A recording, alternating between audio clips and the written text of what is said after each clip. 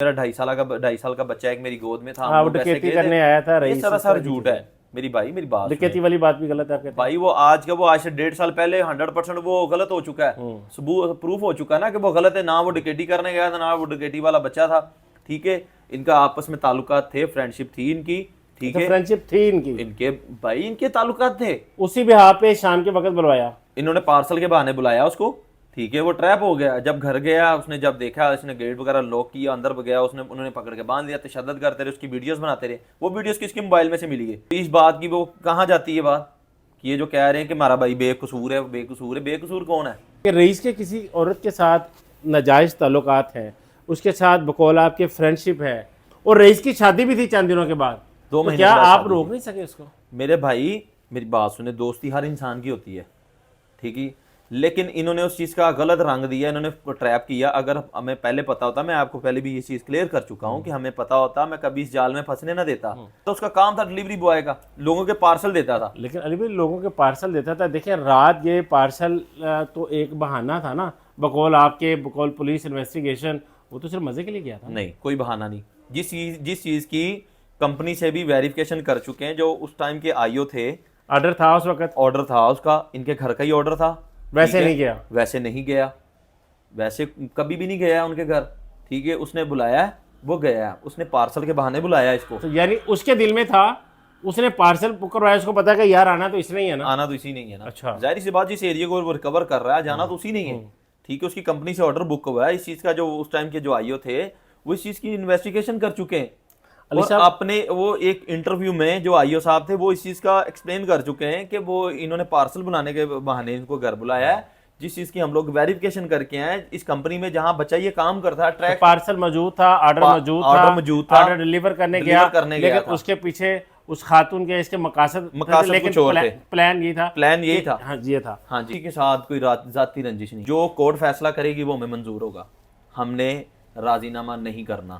یہ بھی ایک بات سننے میں آئی ہے کہ آمنہ نے کہا ہے, ایک ریکویسٹ کی ہے عدالت میں کہ میں رئیس کی والدہ سے ملنا چاہتی ہوں, میں ان سے معافی مانگنا چاہتی ہوں.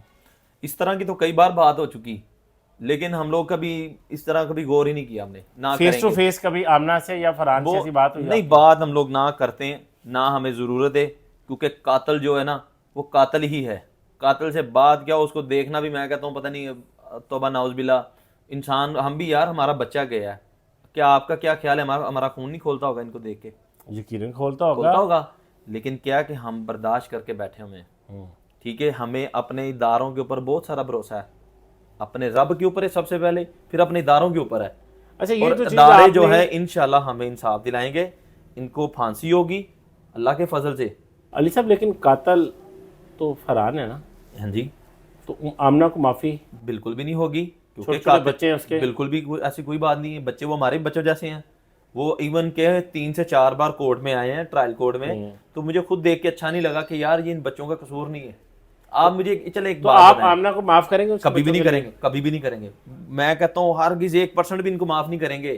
میرا آپ سے سوال ہے, ماں جیل میں ہے, ماں جیل میں لمحے ہوتے ہیں جو عدالت میں آنا ہے تو بچے مل لیتے ہیں. میری بات سنیں, وہ ان کا اپنا میٹر ہے, ملے جیسے مرضی, ہمیں اس چیز سے کوئی غرض نہیں ہے. میں آپ سے ایک سوال کرتا ہوں علی صاحب, یہاں پر سوال کی ذمہ داری میرے پاس ہے. مجھے یہ بتائیے گا, آپ نے مجھے کہا تھا, میرے انٹرویو میں کہا تھا کہ بچے چھوڑ دیے, آپس میں لڑائی جھگڑا ہو گیا ہے, لیکن وہ تو جب آتے ہیں عدالت میں آتے ہیں بڑے پیار محبت سے, بچے بھی سارے ملتے ہیں, اور اس کی آمنہ کے دیور نے میرے بھائی میں آپ کو بتاتے جا رہا ہوں, بچے جو تھے نا سٹارٹ میں, وہ بچے تھے آمنہ کی والدہ کے پاس.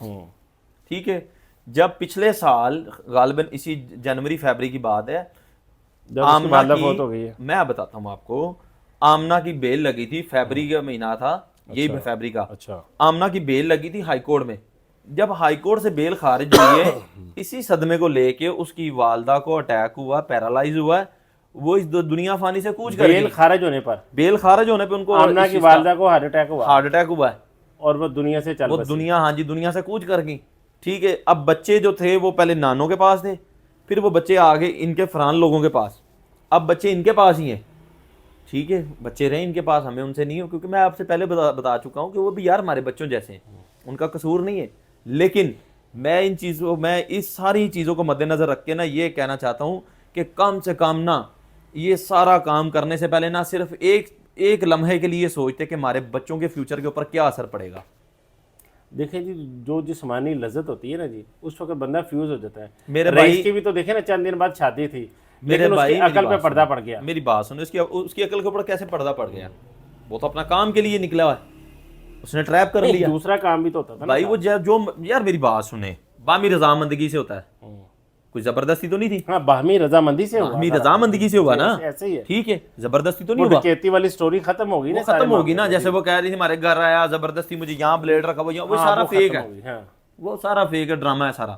ٹھیک ہے, جو ریئل ساتھ جو بھی ہوا, وہ جو انچارج انویسٹیگیشن اس چیز کو میڈیا کے اوپر آ کے بتا چکے ہیں, آئیو بتا چکے ہیں, کیا وہ بھی ان کی باتیں بھی جھوٹ تھی؟ علی صاحب جب آپ کورٹ میں اس کے بچے دیکھتے ہیں, آپ بھی بچوں والے ہیں, آپ نے کہا مجھے بڑی تکلیف ہوتی ہے, کبھی ایسا دل کو جھٹکا سا لگا ہو کہ یار میرے اپنے بھی بچے ہیں, میں بچوں کے صدقے آمنہ کو معاف کر دوں؟ کبھی بھی نہیں کریں گے.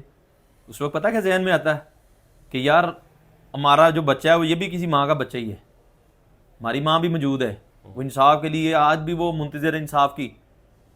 میرا باپ دنیا سے چلا گیا انصاف کو ترستے ہوئے. ٹھیک ہے, رئیس کے فوت ہونے کے ٹھیک 4 مہینے بعد میرے والد صاحب کا انتقال ہوا.